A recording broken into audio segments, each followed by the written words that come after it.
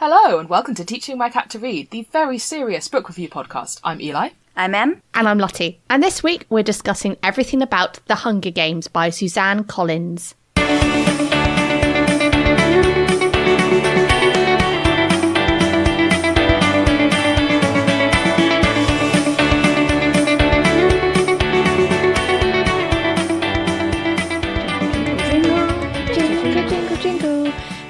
This book is sad. Haunting 4-note refrain.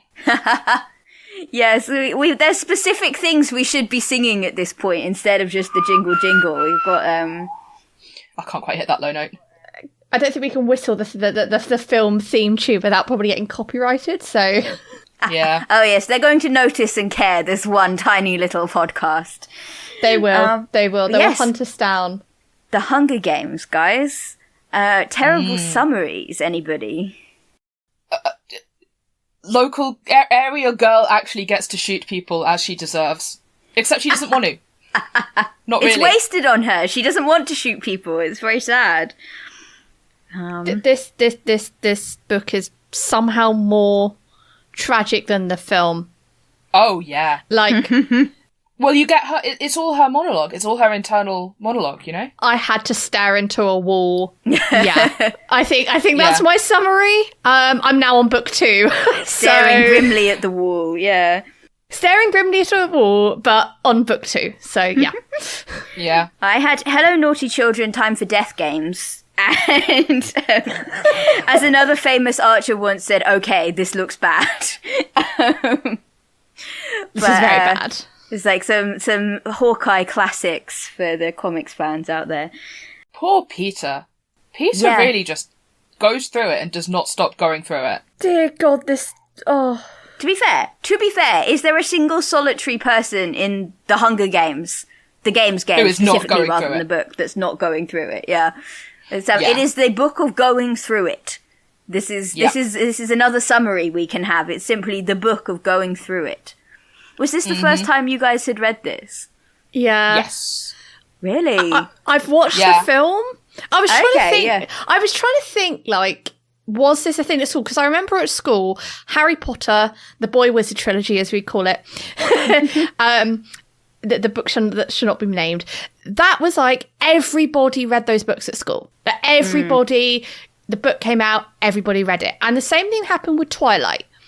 And I don't know if it was like my age group had aged out of the Hunger Games, but I think the Hunger Games was like, it was coming out while we were in undergrad, I think.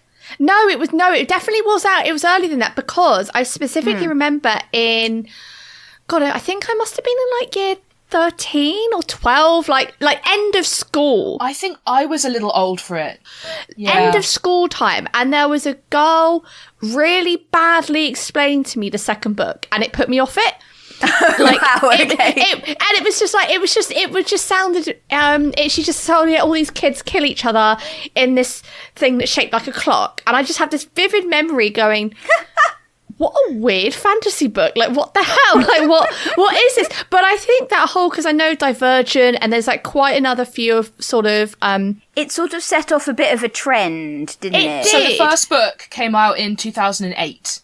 So I would wow, have been okay. 14-ish. So yeah, I think I was just a little bit too old for them, maybe. Maybe a bit of a slow burn as well. And that when I was reading that kind of stuff, I think the equivalent of when I was reading that kind of stuff would be like Mallory Blackman that I was reading when I was like 10, that's a good point. 12. Yeah, I read that.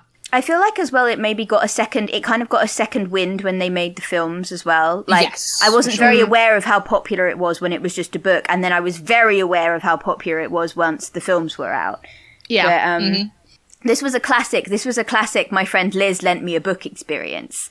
I have learned from this. When my friend Liz lends me a book, what will happen is I'll go, pay attention. I'll have a chapter of this before bed. You know, it's good to read before bed. No screens, all of that. Just a chapter, and then I'll go to bed. And then it's 4 a.m. and I finished the book. This has happened every single time. I never do just one chapter before bed because of that. Like, I'm so prone to that I never even get to the stage of fooling myself that it will only be one chapter. I can't start reading before bed. Unless it's several hours before bed. The thing is, for me, it just doesn't. I think maybe just because I'm more out of practice at reading than I was when I was like a teenager or whatever. But mostly, I don't. As an adult, I don't have a problem with that. Unless Liz lent it to me, at which point it's a curse. It's a terrible and wonderful curse. But yeah, so this was like, it was in third year. I definitely needed my sleep.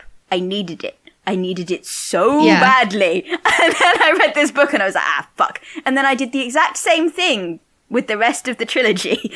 Instead of sleep, I will have emotional distress. Yes. None of us have actually read this book as a teenager, because I don't know about you guys, like reading it as an adult, and I think I've put this as one of the points later, but I think in my sort of thought process, while I listened to the audiobook, it was read by Tatiana Maslany, yeah. The lady who was in the Clone TV show. Orphan Black. One of the most incredible actors of our generation. Anyway, so she was reading it, and the book is in first person, which surprised me. It was all in first person, and it's all in Katniss's head, which I kind of always think is something possibly quite hard to make into an adaptation. But what surprised me was both it was very simple prose, very easy to read. So in contrast to, and this is just because we had read Jane Eyre previously. You couldn't get further from Jane Eyre if you tried in that sense, could you? No, you couldn't get further from my Jane Eyre in terms of prose. And in terms of like, I found Jane Eyre a very heavy read. Like I had to keep like pausing, whereas this is an audiobook. I sat on my turbo trainer on the bike trying to get my fitness up, and I was just like listening to this book, and I would listen to it like on the way to work. I was like listening to it every single moment I got, because it was, although the prose I felt was quite not simply written, but simply in comparison to the last book I read, was Jane Eyre, so it's, other end of the spectrum. It was so gripping. And even though I knew the main beats of the book, because I had watched the films, it was a lot more horror. But because it's in first person, as an adult reading it, I thought it was even more horror, because it's a child. She's a child. She's like, well, I think Suzanne Collins does such a good does it so well, nailing the voice of a teenager dealing with adult concerns. Yes, absolutely. She's emotionally immature in some ways. And you can see how that comes directly from trauma. Like, she can't believe that anybody gives a damn about her. Apart from Prim. This, like, vicious desire for self-sufficiency that ends up in, like, any sort of threat to that is just... She has... it's a disproportionate... She can't let people in. Yeah. Because... And sort of... You never sort of see her talk directly about how she feels about the death of her father, but it's that unsaid, like, every time that she mentions him, you can see that she feels, profound grief and rage and loss, but she can't even really acknowledge it. And at the same time, she's also sort of doing a pretty good job of navigating really difficult adult, like, situations that adults would have a really difficult time navigating. Yeah, absolutely. The thing that kind of struck me when thinking about the style was the kind of, it's very simple, it's very clear, but I'm very aware in a way that I think I wasn't as a kid, that simple is not easy, because I have read other young adult dystopian fiction recently. I mean, there was an explosion of them after this. This is clearly the style that people are going for, and you can see why, because it's incredibly effective, but it's also really hard to do. And the last person I read that tried to do this, and I'm not going to name names because that's mean, but like, they ate shit, frankly. This is hard. It's hard to do, and I was much more impressed, I think, this time than I had any way of appreciating the first time I read it. You know what? I completely agree, because I think if I'd read this as a teenager, bearing in mind, as I've said on this podcast many times, I just read Wheel of Time on loop. I would have kind of not appreciated the writing. I would have just gone, oh my God, this is so simple prose. Like, where is it? It's not very descriptive. It is very descriptive and also not descriptive at the same time, because it's in first person, because it's a teenager trying to understand and comprehend this horrific setup. Yeah. Like, I think also the simplicity of the prose is, like, there's not, it's a way of limiting the narrative distance as well. Like, you feel like you're getting actual first row seats to what is Katniss thinking, not how she would talk about what she's thinking, not even about, like, it's sort of a very primary level of her thought. It's very direct, isn't it? And exactly. You don't get any distance from it by means of, like, very flowery language or editorializing. Because, like, Jane Eyre she's narrating to an audience, reader. Yeah. And it's a very self-conscious, like, there are really deliberate artifices that she points out as she does them that give distance in a way that you just don't get. And this is the opposite of that. And I think the simplicity of the prose contributes to that. What was the thing that I guess... Because, I've only watched the films, and I think one of the things that, like, most shocked me in terms of the capital and its desire to put down the workforce, like the working class people, and I think that's something that the films didn't quite capture, how the disconnect between the two, because I was like so shocked. Here's the thing, those films are marketed to and were filmed and produced for the entertainment of people in the capital. We are those people. We live in the imperial core, right? So they can't, the films as works of entertainment can't actually go as hard as the books do in drawing that, in investigating that relationship, right? The level of disconnect, something that I feel in the films that, like, Katniss is very withdrawn, she's very quiet, which makes sense. She has trauma. But they skip over, I think, a lot of, like, the nuance in the book of between those who live in the seam and those who have more money. So, like, Peter has... She sees him as having more than her family and Gale's family because their dads both died in a mining accident. And it turns out they're all screwed over. And then it's kind of... It's I just don't think that's really reflected well, and that's the thing that the thing that annoys me the most is that the reduction of this book, and particularly Catching Fire, which I'm now getting into, of it's a love story. She's got to pick between Peter and Gale, and I'm like, there is no, because this love triangle, it's barely here, right? Because Gale isn't here for most of this book, and also they're not dating, even if they were. Yeah, Peter's in love with her, but she doesn't believe that, and she is very busy enacting the, like, once she works it out, she's very busy enacting this fake scheme, and occasionally having real feelings, but mostly enacting a fake scheme. And can I just say, I very much enjoyed the character beat of, she thinks Haymitch doesn't like her, she doesn't particularly like Haymitch, but they are on the same level. They are in sync in a way that I think Katniss is with very few people in this book. Drift compatible. And the fact that she works out the, like, oh, if I kiss Peter, I get soup. Like, she just, like a feral cat with a terrible automated feeding system. The only reason Haymitch wouldn't send me water now, because I'm about to die if I don't get water, is because I must already be near water. Right, like, she's so smart. The empathy there, right? Yeah. The sort There's of... kind of the resonance of the, like, I don't like what I see in this mirror, but I cannot deny that it is a mirror and that, that's... It works, One thing I think the films didn't quite manage to express, because they obviously go through, like, these kids are killing each other. That's horrible in itself. But the fact Katniss's mental state is she is thinking, this will be on the cat, I will be on the cat television. I have to make good television. If I make good television, I will survive. Like, what level of, like, she's like, every year they will be, they'll be watching this in school and Prim will be watching this with her classmates. I must be strong because Prim will be sick. And it's like, oh my God, like, it's so many levels worse.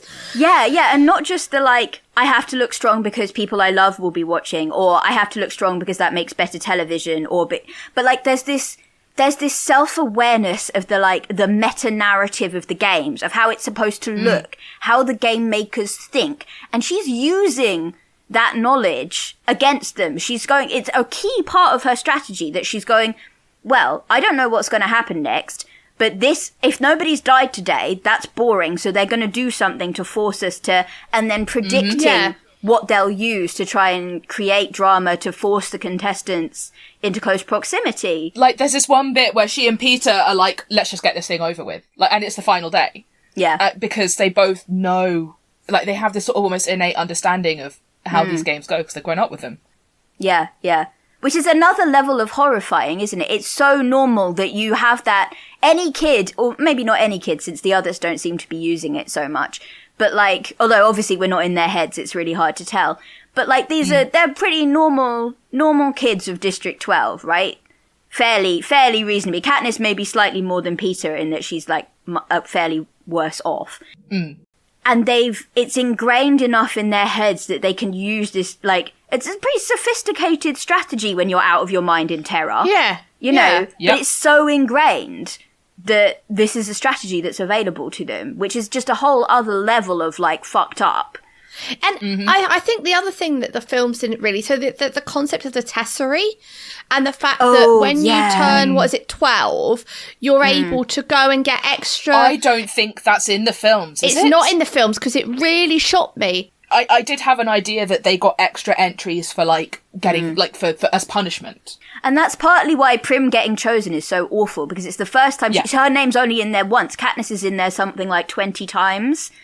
In order to feed her family. Gale is in there 42 times. Because he's got his younger siblings, he doesn't want them to go in. Yep. So Gale and Katniss kind of have this bond through their shared, like... They both had to step up as heads of the family. They both had to step up as, like, the head of the family because Katniss's mum is, you know, had effectively, you know, a mental breakdown when their dad passed away, and Gale's mum is looking after, like, all of his younger siblings, and so they're basically getting tesserae every month? It's every month. So no, it's once a year. Oh, is it once a year?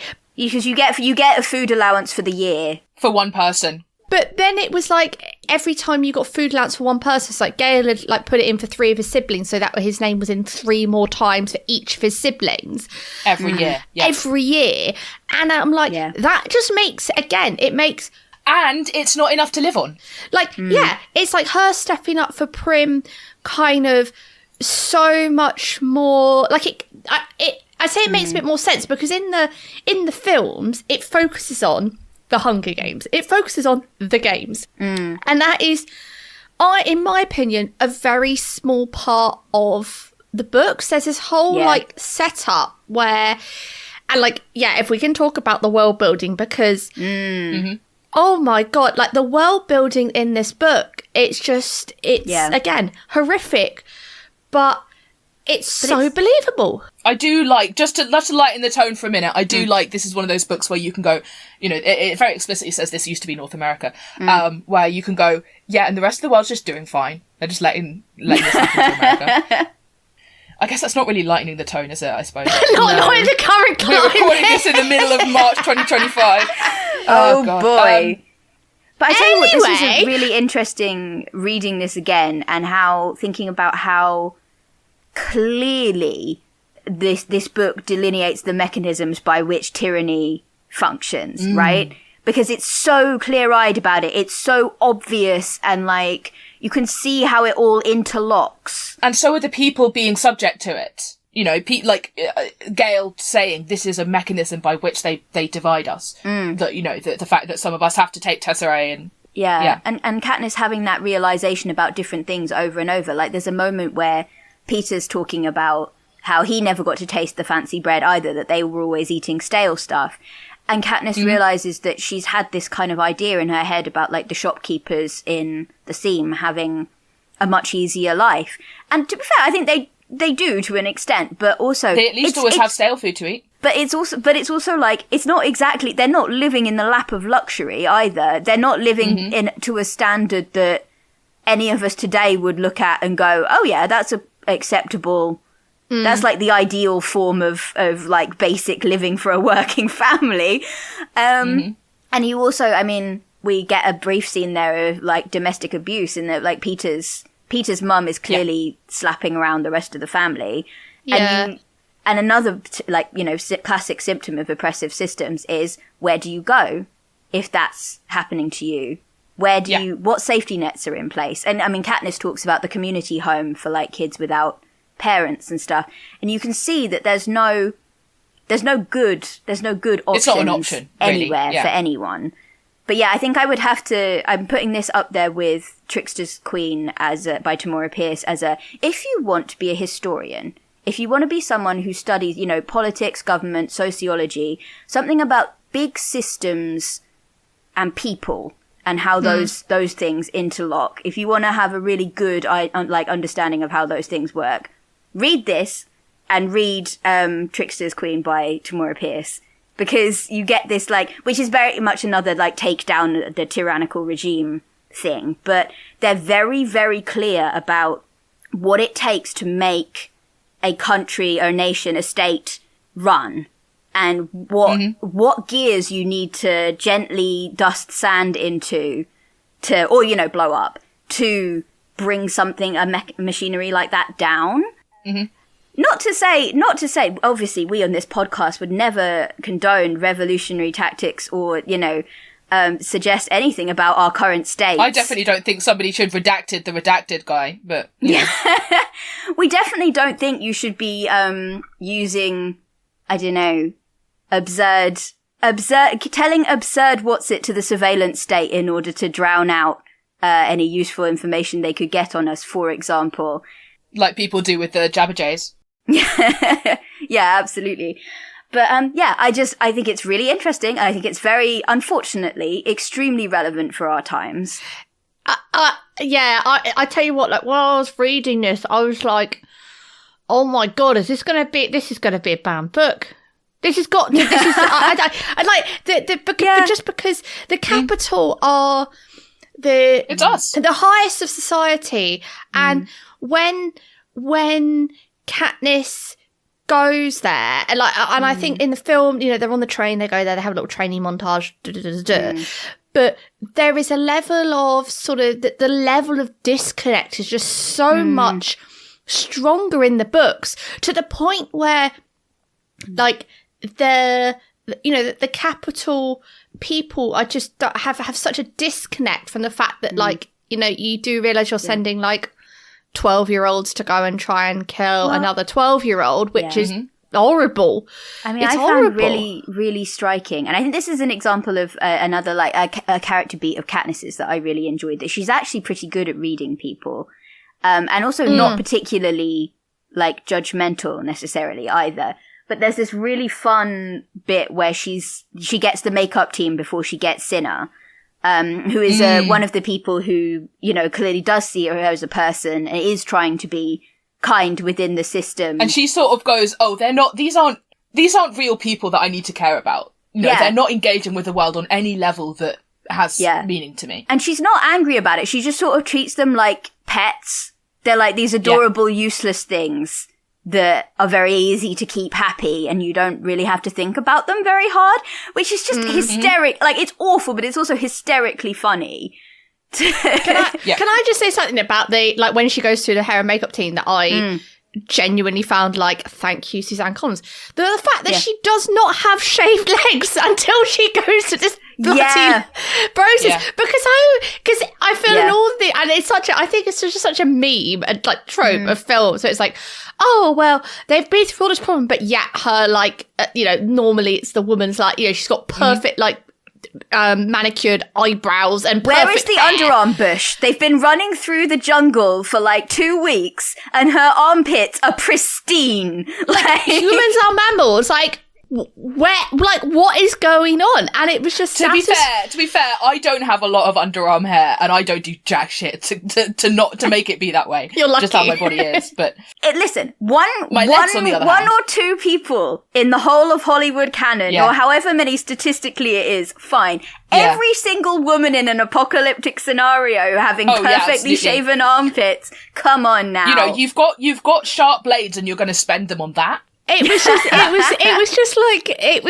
know. It was as a woman reading, I was thank you. It was a good detail. Realistic. Yeah. It's realistic. I mean, one of the other things I enjoyed was the kind of the difference in beauty standards. The fact that Katniss was she realizes that the people in the capital are doing everything they can to avoid the appearance of aging and trying to look as skinny as she has ended up looking on a starvation diet. And she's just baffled by it because she's like, well, in the scene, like, you know, the looking old is a sign of a survivor and looking plump is a sign of being successful. This is this wild artificial inversion. It's just really striking. Yep. Yeah, I was going to ask, what are the world building details, like the little ones? I think we've talked about kind of the bigger ones, but was there a little detail that stood out to you that like you found particularly striking? I don't know. I mean, so I'm just thinking about, like, again, the portrayal of the capital and the way that some of what Katniss experiences, and like she describes things that I'm sort of like, oh man, we really do live in the capital. Like, you know, I can just say what food I want and it will appear. Yeah. How many times have I ordered a taxi for my burrito in the last, like, you know, few weeks? By which I mean get Deliveroo. You know? Yeah. I wish we had those showers. That does sound amazing. Yeah. Yeah. But then I think the other thing that divide really makes clear in this book is how artificial the starvation that the poorer districts are experiencing is, right? Yeah. Because the people in the capital could still have that, but like, you know, a reasonable amount, not like I push 5 different buttons and I get 8 different meals and I throw all of them up and then, you know, like, but, you know, having good food brought to you, like, I don't know, there's this sort of like, this could, I'm thinking this out loud because I'm thinking about the Deliveroo comparison, right? Because that whole system of I can just have whatever food I want and it will just appear and it doesn't matter if I don't eat it, bullshit, is propped up on a system whereby, you know, Katniss and all of her family and friends have been starving their whole lives. It's not like Deliveroo drivers get paid very much now, is it? Oh, this is why I tip a lot. Oh yeah, no, absolutely, and same. But like, it's. But like, the reason I do that is because I know that that's how that system functions. Yeah, absolutely. But I'm thinking about the like, the current systems that work the way that do. And I there's a lot of people that talk about degrowth and the idea that we will have to give some things up if we want to live in a fair society and you know, a just world and a sustainable environment and all of that stuff. Well, I mean, I'm literally as we speak knitting myself a jumper and thinking about how much, and this is a drum I will beat endlessly, how much clothing is undervalued currently. Yeah, no, absolutely. Subsidized by slave labor, essentially. Yeah. And, you know, we're already living in the Welcome to Night Vale, you know, if you could have something that you wanted, but at the press of a button, but it caused somebody on the other side of the world to die, you would have a good model of how our current economy works. And this is that, but like kind of writ large and dramatic, isn't it? Yeah. And, you know, it feels more, I don't know if claustrophobic is the word, but because it's this one state and the districts all feel it's all sort of encapsulated. Yeah. And so the contrast is right next to each other in a way that, you know, but then again, the capital people aren't looking, are they? So it wouldn't matter if it was a world away or it's a train ride away. They're not looking. They do not see it. They are looking away. Yeah. Well, they're not allowed to, right? Yes. They have no way of doing it. They can choose to ignore. I mean, the system's designed to make it as easy as possible for them to never encounter anything that would shake their worldview. Yeah. I think 2 things that I like. Firstly, that she has this friend. Is it Madge? Who gives her the pin. Yeah. Yes. I thought that was really nice because Madge is clearly in a very different social economic position to Katniss in as the mayor's daughter. But there's kind of this camaraderie between the children at the time, because I guess, you know, this is what, the 74th Hunger Games, so I guess their parents would have also gone through the reaping as well. So it would have been possibly like either their parents if they're older or like their grandparents maybe who had gone through the first reaping. But it was just that nice, like, again, different social economic position, but they're all in this awful position, but because of the tessery and all the other factors that, like, the kids from the seam are more likely to go in to this horrible setup, especially from the poorer districts like District 12. But in terms of, like, the little things that I liked the concept of the Mockingjays. I think it was, you know, something that kind of came about from something that's really horrible, and the fact that how Rue uses them to signify to everyone in her district to go in. Well, I have a thesis brewing here, which is that obviously these books, like, they build up into a revolutionary movement, right? Yeah. And a lot of the moments where there are sort of watershed moments in that. So, like, the Mockingjay pin that Madge gives to Katniss, and later on Rue goes, I know I could trust you because you have this, are moments of connection between people who the capital would rather see divided. Yes. And the revolution can only be grown by such things. And, like, the Mockingjay itself is the Jabberjays mating with mockingbirds. It's sort of not reaching across the divide is not the right term that I'm sort of looking for here, but it's about connection and, like, together being something that they can't control or understand. Exactly. I think that's something that the films didn't have. They do ignore that aspect, because I remember when I watched the films, I kind of thought Katniss was very, very withdrawn. Like, I think I genuinely only probably about maybe the third watch of them, I was like, oh, she just doesn't want to do this. She doesn't want to be here. And I don't think the films really got that point across particularly well. I mean, maybe it's just me how I watch them. But whereas in the books, like, you've got the connection between Rue and Katniss that is more than just, like, you know, Rue is Prim's age, but they've also got this connection of the music and the fact that her dad, like Katniss's dad, was singing her the song to go to sleep. Yeah. God, like, I knew Rue's death scene was coming, you know, and it's still, I started to put it down and cry. Yeah. Yeah. I knew it was coming, but it was heartbreaking. It was like, because Tatiana Maslany, like, sang the song, I was like, I've got to get off this. It was heartbreaking. I don't know if the films have the detail of Katniss' father being a musician, like, having a beautiful voice. No, and I don't think she's they never do. been able to sing since.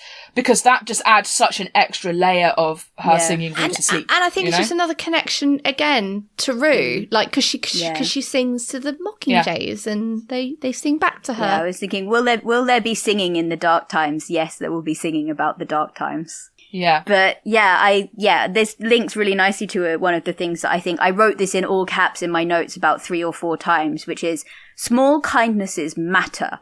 Well, the strongest thing. Oh, that one scene that they added to the Hobbit movies with Gandalf talking to Galadriel about, like, I find that it's the small braveries and the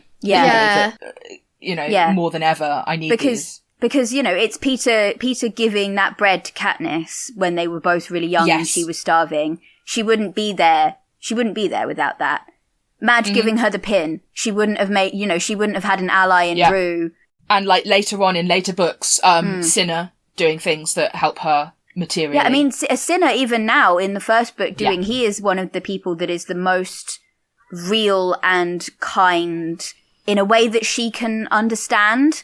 Like, I feel like there are other people, like, when Peter offers her kindness, often she's suspicious. It's really hard for her to get her head around why it works. But there are people who manage to give her kindness in a way that she goes, I don't get it, but I'll accept it, or I kind of get it. You know, she gets Rue, she gets Cinna. Even Haymitch, in a way, you know, there's this kind of, like, recognition of this is a kindness that I can understand.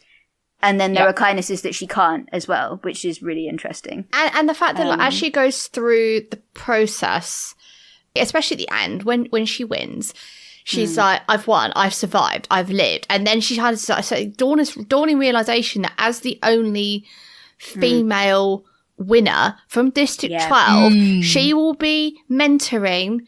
Yeah. She, you know, given the fact that she's 14, 15, is she 16? I think she's 16, yeah. 16. She's 16. So she will be mentoring like children, young girls, till she's 70 plus. Until they get another winner, pretty much. They get another winner. And so she's kind of like, oh, I kind of get why. And it might be in the second book when she kind of starts to understand why he would be drinking. I think there is a moment in this book where she kind of gets it, but I think it doesn't fully hit until she realizes that that's what's going to happen to her. And then Yeah. But I think it's certainly, I think, from what I remember of Catching Fire, that's a lot more like, hey, do you want to really dig in the consequences of winning? Like, great job, you won. But now what happens next? And what happens next is you're still a part of this god-awful system. And in fact, you're like even more entrenched in it in a deeply dehumanizing and awful way. And you're complicit in a way that maybe you weren't before because you didn't have the power or the image to be. And the fact that, like, Haymitch, it might be in the second book this is mentioned, so is it a spoiler? I don't know. But Haymitch was 12 when he won the previous Quarter Quell, which had double the number of tributes in it. So, like, and he's having to, since he was therefore 12, having to do this every year, like, and he's in his 40s, 50s now, so... Well, it's 25 years since then, so he's 37. Or 36, I guess. Like 36, call it 36. Like, it's just that level of horror, which I don't think the films... This is the rest of your life, you know? Peter loses a leg in the books. He loses a leg. And I'm quite surprised that they didn't... Like, you know, that they really do in the books, like... I think it makes, to be honest, the contrast between her relationship, Katniss's relationship with Gale and Katniss's relationship with Peter, more interesting to read, because in the film it's like, oh, which one will she pick? They both love her, but she must pick one. Whereas actually in the, to an extent, there's a bit more to it, but I think in the books it goes further than that, saying, well, she has to be in love with Peter, or has to pretend to be in love with Peter. Yes. Otherwise, Snow will nuke everything that she loves. She doesn't understand what love is. She kind of goes, well, my parents must have been in love, so maybe I'll model it on that, I guess. So we'll see. And it's like a very conscious decision that she has to make, and a strategy that she has to pursue in a way that feels unnatural to her. And it's a bit like, you know, nothing is sacred. You don't get to keep anything for yourself. No. Yeah, you don't get the romance, and you don't get the death. Even your death isn't... You must operationalise everything that you have and love she was so to stay alive. Strategic. She was like, everything I do has to make good TV. And therefore she knows somewhere that she is not only having to manipulate Peter, but also manipulate herself in order to survive, which is mental. But then on the flip side with Gale, like, she's kind of got the trauma bonding, for want of a better word, like they're both both of them had lost their parents in the same mining accident. They both come from they both have this sort of shared escape of doing the... Well, and they both go to the woods together, and that's the only place where they're really out of the panopticon. Yeah. Like, even in District 12, Katniss has to keep her mouth shut about how she really feels about things. Yeah. But, you know, in the woods with Gale, they can rant about and even then, like, she kind of... in her mind, I still don't think in the first book she is a teenager in the sense of she hasn't quite got, well, A, because of trauma, TM, but B, she's, as a teenager, she hasn't quite worked out what feelings are, TM.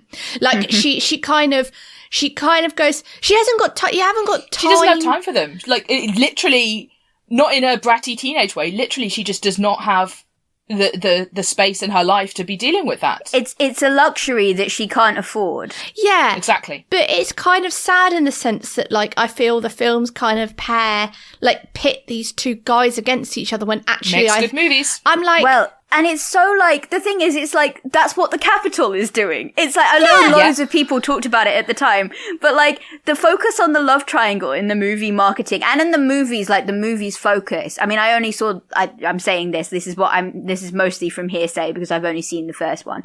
But, like, there was this massive focus. They don't ham it up as much as they could, actually, in the movies. Oh, that's good. I seem to remember. But yeah, like, definitely the media around it at the time was very, very heavy on the love triangle aspect. And it's like, you're the Capitol! You're the Capitol! Damn it! I rewatched the films, God, it must have been, like, December. I had a sick day. I was so unwell. And they were all, like, you know, watch for free or whatever. I was like, right, I'll just work my way through these. Therefore, I'll just stare at a wall and do nothing. And, it was only on that rewatch where I kind of start picking this up, that, like, they're offering her two different kinds of relationship relationship, friendship. They're offering her two different futures, right? Like, she's got Peter, like, Gale will never understand what she went through in the Hunger Games. The only person who can empathise with that is Peter. And the fact that, but then with Peter, she's had to trick him. Then Gale can understand her life before the games in a way that Peter can't necessarily. And also, how much of anything that she has with Peter is real. Yeah. You know. Like, and she can't, she's stuck between this place where she can't actually sort of upset Peter because they have to play this facade, but for Peter it's not a facade, and for her it's not really a facade, but she doesn't really know. I've got to say, I found that really hard because I had forgotten that Peter didn't realise that she was strategizing in the arena. I had forgotten that he didn't know and that she had to tell him, and that's a really hard conversation. I don't think that was... I can't remember if that was in the films or not. If anyone listening can, like, remind us if they've watched them recently. But it was just, like, all these nuances that I think it sucks that Katniss as a protagonist, she is really flawed. And I think in the films they try to make her, like, strong female character lead TM.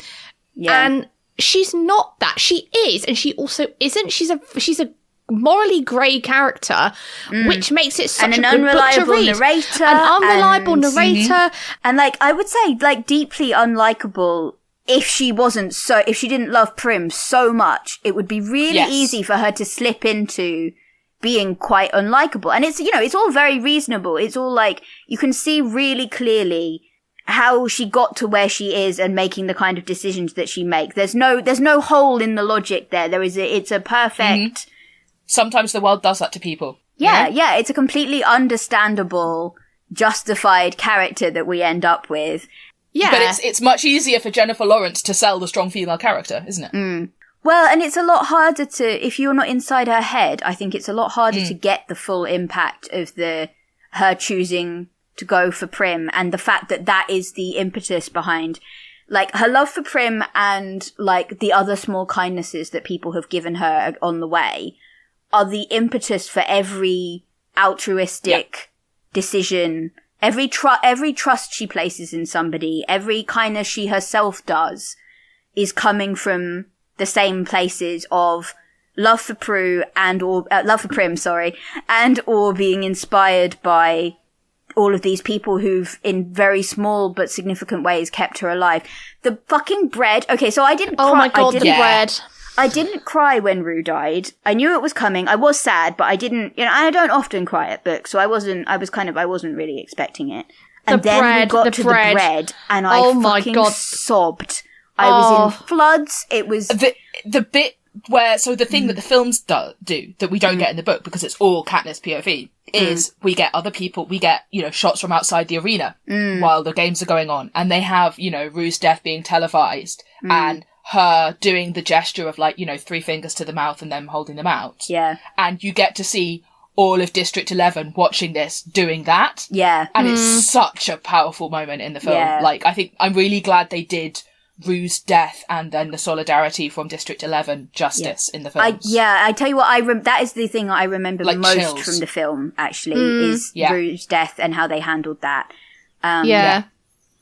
And I thought, they did a solid job with that. That was one of Amanda Stenberg's, like, first roles as well, I think, right? Oh, really? I didn't realise that. Yeah. Yeah.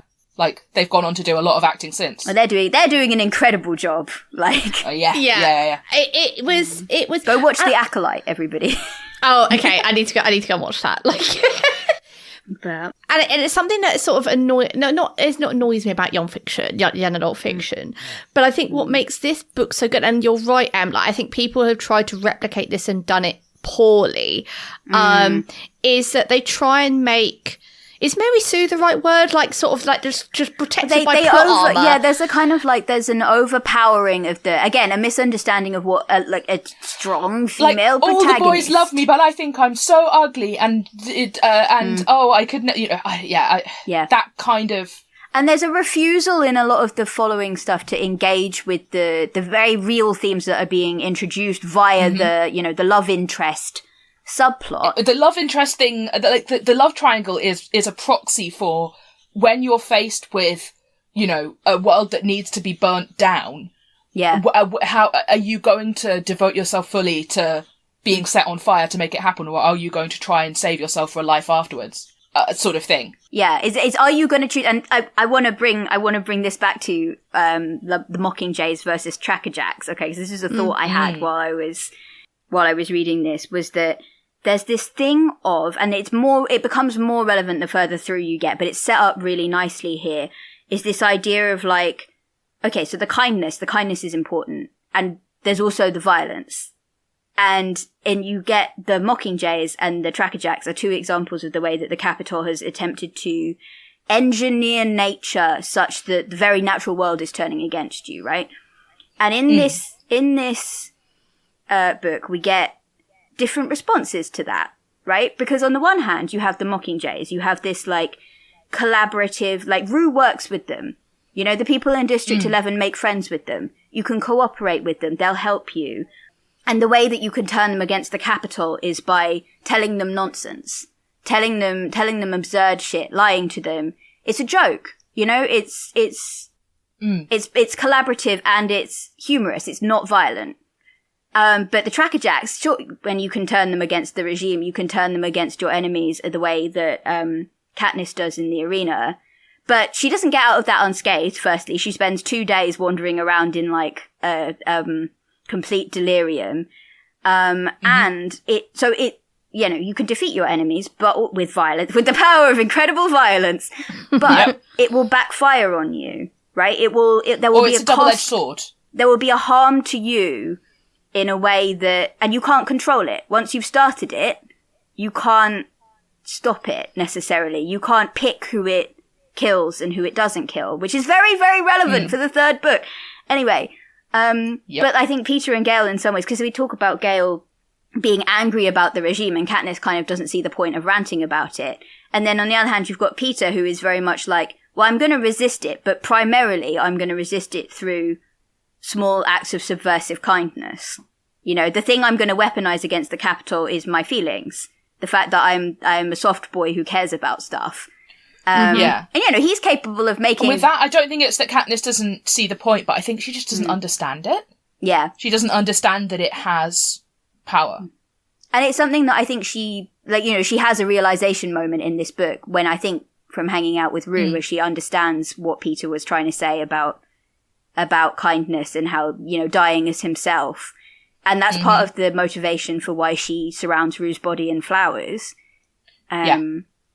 But yeah, this is this really powerful, like the things that make the most difference, the things that are the most striking and subversive, and the things that the Capitol sees are most dangerous are not Katniss's capacity for incredible violence, but the flowers around Rue's body that they don't show in the recap.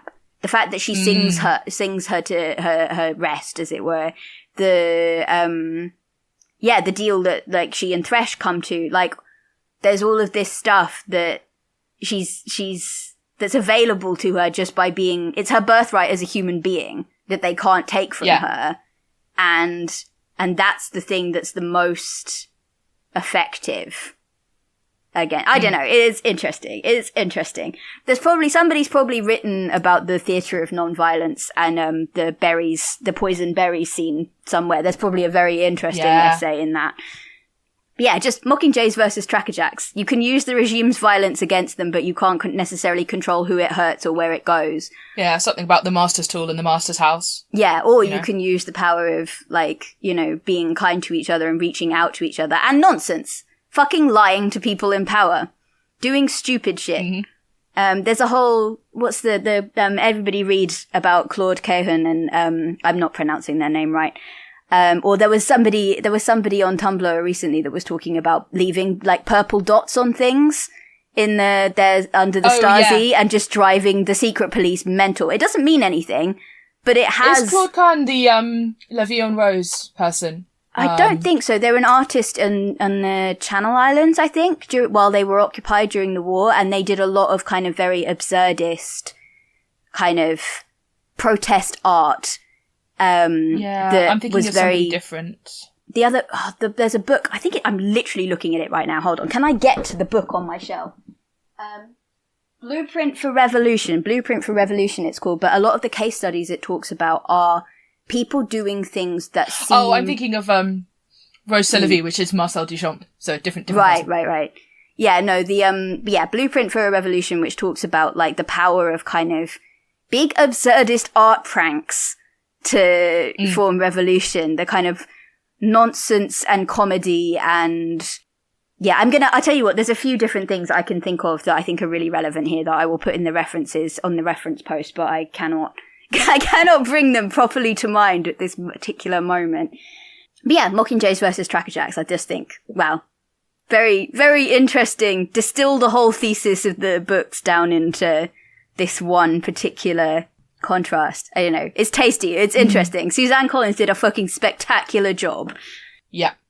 Right, we are potentially at the cat rating hours. We are at the cat rating hours. She's been screaming outside my room for the last hour. Okay. So she did take a brief break because she was scrabbling at my door like 20 minutes ago or something. God. And I kept having to I can't speak to her. I can't tell her to. No. But she's trying to dig through my door. This is a recent, that she, she doesn't usually get quite so violent with my door, but I've been the main point of contact while our other housemate has been COVID quarantined. And I've this been, week. I have been looking after other cats in a different city for a little bit. You betrayed her to look after other cats. It's terrible. What do you think she would think of this book? Well, the thing is there is a cat. There is a cat. So that's and the cat's quite important, an important emotional anchor of the like. The cat is an important plot point. She's glad that she didn't kill the cat, but also she did try and kill the cat. And it's a very, early on, hey, would you like to, get a real sense of who this character is and their main contradictions instantly by means of this one bedraggled kitten? The early character work is phenomenal. It's really, really striking. I mean, the opening line, I think I've seen this said on Tumblr, but, spoilers, Primrose dies. Primrose does not make it to the end of this series of books alive. And the first line is, the other side of the bed is already empty when I wake up. Or something very similar. It's cold, It's, she's dead before the book even starts. Oh, really? She's haunting the narrative already. Oh, okay. Because obviously, in the films, that is a different order. She's not metaphorically. She's been dead from the beginning. It's in the sense that it's very good foreshadowing. Yeah, is that you can't save Prim. Prim is already fridged. She's pre-fridged. Oh, okay, she's pre-fridged. Well, there isn't many shenanigans. There's no fun crime. There's no fun backstabbing. There's no fun there's no sneaking, really. There's no sneaking. There is sneaking, but there's no fun sneaking. It's not. Yeah. It's stealth rolls for your life, not for a fun heist or anything. For fun and profit. And so I don't think she gives us a high rating. Myself, I'm this is a brilliant book. I honestly want 4 or 5 for the cat rating, to be honest. To be honest, I would say a 4. Yeah, I was even thinking of a 3 because I just don't think there's nothing in here for her, There's nothing in it for her. It's not Temeraire. It's not like that. It's not. Very few books are. It's not. Very few books are. It's not L'Oreal that has also got a 10 out of 10 on the cat rating. I'm trying to think what else are we getting 10 out of 10. I mean, Appleton. Oh yes, and also probably one of the Pratchetts I think had a high cat rating. But it's just not that. If that's her vibe, this is the opposite of that. I think she'd go, "This is a good book," but it's. I think there's two bits that I think she would vibe with, and firstly is the the decadence of hey, my meals just appear on command. She loves that. That is cat. That's cat level decadence. You want to be waited on hand and foot. The other thing that I think she would enjoy is the kind of sometimes we topple regimes simply by doing bullshit. I feel like Cat with Zoomies is not an inaccurate, that's a strategy of a sort. There's a chaotic, what on earth is happening here? We could not have possibly predicted this aspect that, I don't know, has potential maybe. I am, what's the fucking phrase? Clutching at straws? I am the guy in front of the board going, I've connected 2 dots. Yeah. I ain't connected shit. Yeah, no, it's a hard sell to get this higher than something like a 4. I think I'm happy with a 4. Even though obviously we as humans have to acknowledge that this is a fucking we acknowledge banger this of a book is brilliant. Listen, she doesn't even know how to read. We can't expect her to have the same literature taste. What else have you guys been reading recently? I read something last night, which is I am going to move on to the next books in this series as well. But I got this delivered recently, How to Keep House While Drowning by Casey Davis, who is, I think, a therapist, and it's about doing care tasks to look after your body and your house while your brain doesn't want to, and you have like shame around it and things like that. And I binged it last night. I read through it all, and it's just really lovely. It's a lot of stuff that I already knew about sort of being kind to yourself and trying to unlearn shame around, you know, keeping a clean space and remembering that your space serves you and not the other way around. But I think this will be really nice to just have on hand to remind myself whenever I get overwhelmed with that stuff. Yeah. It's not made me go, oh my God, I'm so motivated, I'm going to clean my space immediately. It's made me go, okay, this actually isn't that bad, but it could be better. Yeah. Which is a much more sustainable... Exactly, yeah. The number of times I was reading that and I got called out by her saying like, oh, just, you know, adopt a new system, and then cosplay being someone who has their life together for 2 weeks or less until it falls apart again. Oof! I was like, yep. You know, written by somebody who has been there. Anyway, hard recommend. I think I saw it recommended on Blue Sky maybe or somewhere else as, like just a resource, and it was written for me basically, so. Well, I recently, the third and probably final book in the Cemeteries of Marlowe sequence came out this week, and I may have read it all in one sitting, can neither confirm nor deny, and I won't spoil it for anybody, but seriously, run, don't walk. The Cemeteries of Marlowe is an incredible series, and this is a fucking fantastic denouement. You spend the whole first 2 books wanting the main character to realize that people love him so desperately, and the third book is just the culmination of all of those like relationships and like the help that he's got and the progress he's made on like thinking he's like worth something as a person and that people might care about him. And it's chef's kiss, exquisite, no notes. Everybody read this right now. You know what that description reminds me of is the ending of Taz Balance. Ha! Yeah, like, I mean, yeah, it's a different approach to fantasy world building. I will say that, but just the you know, it's the culmination of like loads of different relationships and moments, and yeah. And the other thing I would say is that like the world building is really, really good. It is off the charts. Like, you know, do you want fantasy that actually cares about religion and has created it in a way that is both unique and like to itself and also resonant with real world practice and what people get out of religion? Delicious. Incredible. Like, I've never seen it done like this before, and I adore it. Like, use of formal you versus thou, and you also have formal first pronouns as well. So you can, there's this like really fun interplay with formality. And anyway, I could talk about these books for hours, so I'm going to stop. Lottie! We really have to read them for the podcast at some point. Yes, definitely. What have I read? Well, yeah, I've started listening to Catching Fire. Excellent. I have started, because Cloud Atlas is something that I read, God, it must have been like in undergrad, first or second year. And I have this vivid memory of like when I read it thinking, just being blown away by this book structure and like how it's written and the story. And I haven't read it in a while, so I was thinking I started reading that again. But, you know, as always, I end up just scrolling on my phone. Yesterday I binge watched the first 3 episodes of Series 3 of Wheel of Time. So, I saw a gift set of Matt fighting with a spear, and I was just like, my boy with a polearm, give me everything. I'm sorry, that is my favourite scene from the books. It's almost lifted out. It's not quite word for word. But obviously I know that there are changes from the books and everybody's like, oh my God, I don't like changes. But at the end of the day, they're not going to make a 14, 15 books, stupidly long, fat fantasy series into an 8 episode. Like they are going to cut stuff, and it makes me a bit sad because like there are some fun things that I'm like, oh, but I wanted like fun instant where this like side quest happened. But I think it captures like the main beats of the plots. And the thing I love about it is they've got the casting. They have somehow made me like Perrin, a character who, when I've reread these books, genuinely used to skip his chapters out on rereads because it was all in his head. He's very in his head. Going back to. And so I find them very difficult to read.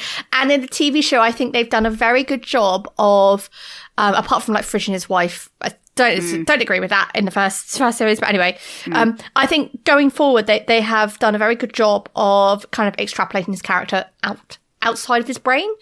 And I'm like, I was messaging my sibling going, oh my God, I'm going to like this plot arc, aren't I? This plot arc that I have to the point where I've literally got to a point in book 12 and just left it for months because I just don't agree with it. Like, just don't like reading it. I find it boring. I'm just like, get over yourself. Stop moping about, for the love of God. So yes, I mean, if Ro wants is happy for us to edit more episodes, something to our editor having the actual time, I would love to chat about it because it's fun. I just get the uncut. You get the uncut, full of crosstalk version of the Wheel of Time. You're probably at the uncut version with the sinking clap in it. Yeah, sinking clap. That's it. Off we go. Rowan will all of us complaining about our mic setups and the terrible technology and everything. Yeah, you'll hear the true behind the scenes version, unvarnished.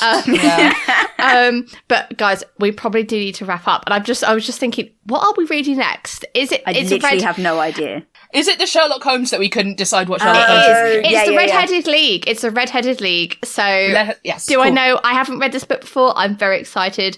We're going back into the world of Sherlock Holmes, which also means we get to ask our favourite fun question of, what would Bernard Blunt do? Which is, makes me be happy. It's been ages since we did a Sherlock Holmes. I'm really excited. It's been ages, so it's going to be good. So if you've got this far in the episode and you've enjoyed the episode, please consider giving us a like or review. It means the world to us and makes our souls very happy. You can also send us a message on any of our socials or email us via our website if you've got any book recommendations. We're trying to pop them in the monthly newsletter that's going out. So say hello, send us a message and recommend us some books to read. Big virtual hugs, and we will see you next time. Bye!